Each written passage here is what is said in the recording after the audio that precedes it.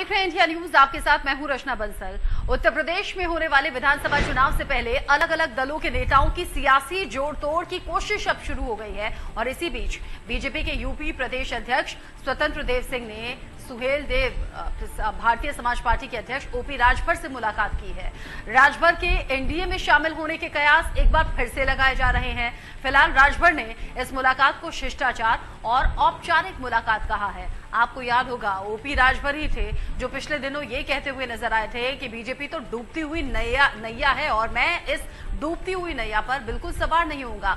खबर बीच में असदुद्दीन ओवैसी की पार्टी के साथ गठबंधन को लेकर भी थी और अब इस बीच स्वतंत्र देव सिंह से मुलाकात ओपी राजभर की कई मायनों में खास बताई जा रही है। 2022 की तैयारियों में सभी पार्टियां जुटी हुई और अब एक बार फिर से चर्चा ये है कि कहीं ओपी राजभर बीजेपी से हाथ तो नहीं मिलाने वाले। हमारी मुलाकात उन्हीं के आवास पे हुई है सुबह 7 बजे के आसपास और एक शिष्टाचार मुलाकात, एक अपना एक काम था इस इशू को लेकर के हमने उनसे मुलाकात किया था। तो ये कोई टाफी थमा के हमको लुभा देखा, ऐसा हम वो नहीं है। हम तो कहना चाहूंगा कि वहां के जो डीआईजी हैं, आईजी हैं, एसपी हैं, डीएम हैं, अगर 154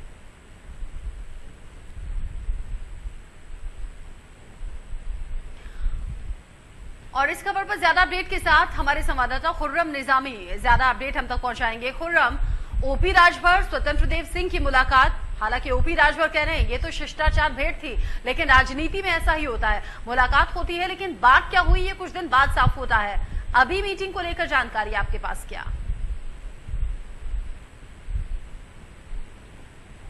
देखिए, मेरी ओपकार राजभर से बात हुई। उन्होंने कहा कि जब दो सियासी लोग बैठते हैं बंद कमरे में तो जाहिर सी बात है सियासी बात होना लाजमी है और उन्होंने तमाम बातें मुझसे शेयर करी। मसलन उन्होंने ये कहा कि 5 मांगे हैं, अगर भारतीय जनता पार्टी मांग लेती है तो मैं उन पर भी विचार कर सकता हूँ। ये बड़ा बयान दिया है ओमप्रकाश राजभर ने इंडिया न्यूज पर कि अगर भारतीय जनता पार्टी जातीय जनगणना करा लेती है, जो हमारा आरक्षण का फॉर्मूला वो अपना लेती है, तो मैं भारतीय जनता पार्टी पर भी विचार कर सकता हूं। आज तो वो खुद फोन करके गए थे, लेकिन अब उम्मीद आप जल्द कर सकते हैं कि स्वतंत्र देव सिंह की तरफ से भी फोन आ सकता है। ऐसा उन्होंने संकेत जरूर दिया है कि भारतीय जनता पार्टी तरफ से भी उनको फोन आ सकता है।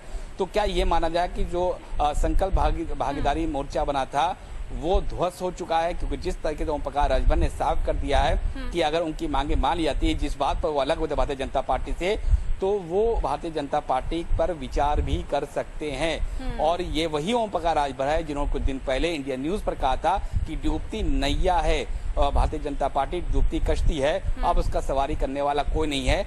उनको इस बात का साफ तौर पे उनको कहना है और उनका संकेत भी है कि 42% वोट बैंक के साथ खड़ा है। पूर्वांचल में जो सीटें मिली वो उनके बदौलत मिली, जिसकी वजह से सरकार बनी।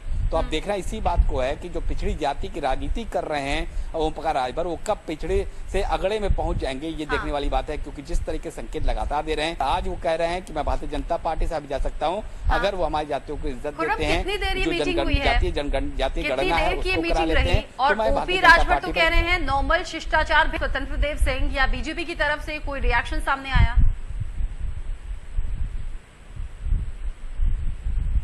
देखिए, फिलहाल तो कोई रिएक्शन सामने आया, लेकिन अपोजिशन से रिएक्शन आने शुरू हो गए। मसलन समाजवादी पार्टी, उनका ये कहना है कि आप चाहे जिससे मिलजुल लीजिए, सरकार तो उनकी ही बनना है, पिछड़ी जाति समाजवादी पार्टी के साथ खड़ी है।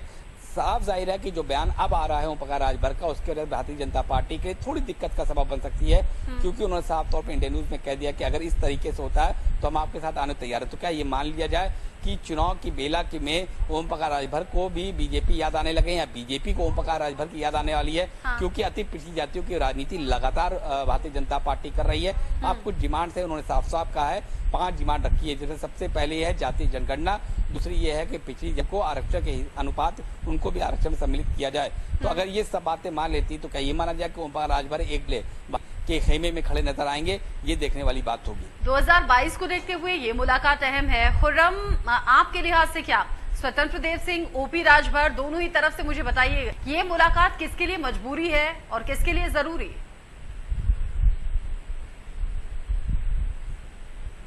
दोनों के लिए मजबूरी है और दोनों के लिए जरूरी है। मजबूरी भारतीय जनता पार्टी के लिए इस लिहाज से है क्योंकि वो अति पिछड़ी जातियों में काफी एक्टिव हो गया अपनी तरफ खींचने के लिए। गैर यादव वोट बैंक जो है अति पिछड़ी जातियों का वो 43% बनता है और ओमप्रकाश राजभर उसी का दम भरते हैं।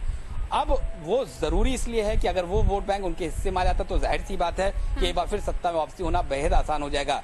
लेकिन वहीं अगर राजभर की बात कर लें तो वहां से थोड़ा कंफ्यूजन ये है कि जब एक बार आप प्रेशर बिल्डिंग टैक्टिक्स कर रहे थे तो उनकी भी मजबूरी है भारतीय जनता पार्टी तक तवज्जो देना, क्योंकि उनको मालूम है कि अगर आपको बड़ा कद हासिल करना है तो एक ऐसी पार्टी साथ खड़े हो जाए जिसको सत्ता में वापसी हो सकती है। उन्होंने सबके लिए ऑप्शन रखा, उन्होंने तो यहाँ तक कह रखा है कि जो भी चाय पिएगा मेरे साथ या पिलाना चाहेगा मैं उसका स्वागत करूंगा। तो क्या वो अब पीएसपीएल पर जाएंगे? लेकिन एक पेज जरूर फंसेगा, वो है ओवैसी वाला पेज, क्योंकि ओवैसी बैंक कर रहे हैं राजभर के ऊपर। उत्तर प्रदेश में जो भागीदारी संकल्प मोर्चा बना है उसका चेहरा है ओम प्रकाश राजभर। तो जाहिर सी बात है ओवैसी की दिक्कत खासी खड़ी होगी कि जो वो यहाँ पर अपना एक बड़ा वजूद तलाश रहे थे वो वही गैर वजूद हो जाता है, उसका वजूद खत्म हो जाता है। तो अब मजबूरी कितनी हो राजभर के साथ? ओम प्रकाश राजभर सत्ता में बने रहना चाहते हैं, भले उन्होंने ठुकराई है, लेकिन वो जाति की राजनीति कर रहे हैं। अगर एक बार फिर वो कामयाब हो जाते हैं कि भारतीय जनता पार्टी उनके साथ आ जाए, मैं इसलिए कह रहा हूँ वो भारतीय जनता पार्टी उनके साथ आ जाए, क्योंकि पिछली बार वो छोड़ कर गए थे। तो जाहिर सी बात है वो वापसी करेंगे तो तमाम सवाल आप पर खड़े हुए कि आपने बीच सत्ता में आपने साथ छोड़ा और अब ठीक चुनाव से पहले आप उनके साथ खड़े हो गए, तमाम तरीके की बयानबाजी भी की। तो सियासत में जरूरी मजबूरी वक्त के हिसाब से होता है, हमेशा अदला बदली होती रहती है। दोस्त और दुश्मन कभी एक समान नहीं रहते राजनीति में। दोस्त है तो कल दुश्मन हो सकता है, जो कल दुश्मन था वो आज दोस्त भी हो सकता है। तो जाहिर सी बात है सियासी घमासान चल रहा है, अपार संभावनाएं राजनीति में रहती है खुर्रम, और ये अलग अलग वक्त पर अलग अलग पार्टियों ने दिखाया भी है, जताया भी है। कभी दोस्त दुश्मन हो जाते हैं तो कभी दुश्मनी दोस्ती में तब्दील हो जाती है। अब एक नया पड़ाव उत्तर प्रदेश में देखने को मिलेगा अगर ओपी राजभर वापस से बीजेपी के साथ हाथ मिला लेते हैं तो। नजरा बनाए रखिएगा खुर्रम, इस बड़ी खबर पर आगे जो भी अपडेट होगा दर्शकों तक हम पहुंचाएंगे।